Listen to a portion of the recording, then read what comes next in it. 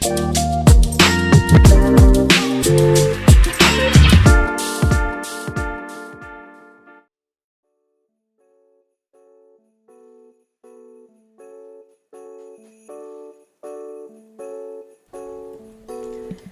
back, podcast pilgrims. Thanks for sailing back into our chat. I hope you have been rocking and rolling and grooving and moving. After all, it's the weekend, the moment when the world feels a bit lighter and brighter. You know, there was a time जब मैं Saturday Sunday के लिए ही जीती थी.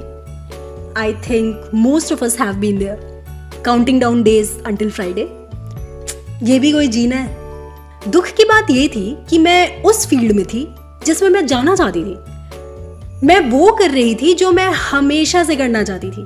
फिर भी ऐसी feeling क्यों? ऐसे में तो किसी से कंप्लेन भी नहीं कर सकते. खुद की चॉइस है भाई, क्या ही बोल सकते हैं. वैसे ये वाली फीलिंग तो बहुत बाद की बात है. हम ना शुरू से शुरू करते हैं, इंटरव्यू प्रोसेस से. The first ever job interview. I think the memory of one's first job interview is something that sticks with everyone.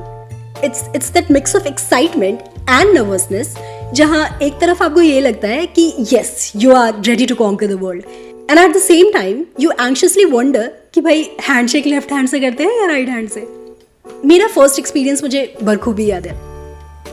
So I went for the interview और जब मैंने आसपास में दूसरे कैंडिडेट्स को देखा, सब कितने कॉन्फिडेंट लग रहे थे यार, और इधर मैं अपने स्वेटी पाम्स से ही परेशान थी. So when my turn came, I pulled out my perfectly pressed resume from my stick file. और वो रिज्यूमे भी कैसा, a plain boring piece of paper with no creativity at all, zero creativity. And there I was interviewing for a job that needed all the creativity I could muster. ऐसा लग रहा था मैं sword fight में चम्मच लेकर आ गई हूँ. पता भी नहीं था कि रिज्यूमे इतना इंपॉर्टेंट होता है. मैंने तो फ्रेंड का रिज्यूमे उठाकर कॉपी मारा था. इनफैक्ट हॉबीज भी मेरी खुद की नहीं थी.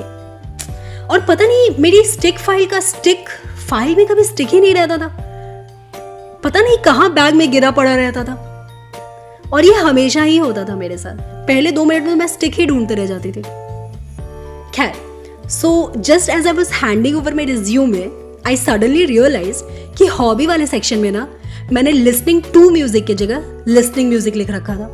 ये एक्चुअली बहुत कॉमन मिस्टेक था, और ये एक फिक्स्ड हॉबी भी हुआ करती थी हमारी. ज़्यादा कुछ समझ तो आता नहीं था, तो listening to music, reading novels, भले एक ही नॉवेल क्यों ना पढ़ा हो. तो मैंने क्या किया ना, मैंने जल्दी से पेन निकाल कर बीच में 2 ऐड कर दिया. फॉर्चुनेटली किसी ने देखा तो नहीं, पर वो पेन का मार्क तो दिख ही रहा था भाई. ऐसा करने के बाद ना जो थोड़ा मोड़ा कॉन्फिडेंस था ना, वो भी चला गया. इंटरव्यूअर के आगे मैंने बोला कि वो प्रिंट एरर था, जैसे उसे तो पता ही नहीं चलेगा. खैर, so the first question that was thrown to me was introduce yourself. ये सुनते ही ना मैं बहुत खुश हुई. मुझे लगा हाँ ये वाला तो आता है मुझे. दिमाग में तब से डिसाइड कर ही रही थी, क्योंकि इट्स प्रीटी ऑब्वियस कि ये क्वेश्चन तो आएगा ही. तो मैंने पूरे कॉन्फिडेंस के साथ स्टार्ट किया. एंड आई जस्ट होप्ड कि इंटरव्यूअर इंटरफेयर ना करे. जो भी पट्टी मेरे दिमाग में है ना, वो बस मुझे कंप्लीट कर लेने दे. एक्चुअली वो इंट्रोडक्शन लाइंस ना मैं कॉलेज के टाइम से ही यूज़ करती आ रही थी. हर जगह सेम लाइंस ही यूज़ करती थी मैं. मेरे सिग्नेचर लाइंस बन गए थे वो, कॉलेज में भी, इंटर्नशिप में भी, और अब यहाँ भी. बिना किसी मॉडिफिकेशंस के तोते की तरह बस मैंने पोएम सुना दिया. कोई वॉइस मॉड्यूलेशन नहीं, बिल्कुल एक समान टोन में. काफ़ी क्लियर था कि मैं रट के आई हूँ. वो लाइन्स इनफैक्ट मुझे अभी भी याद है. कितना बुरा था वो.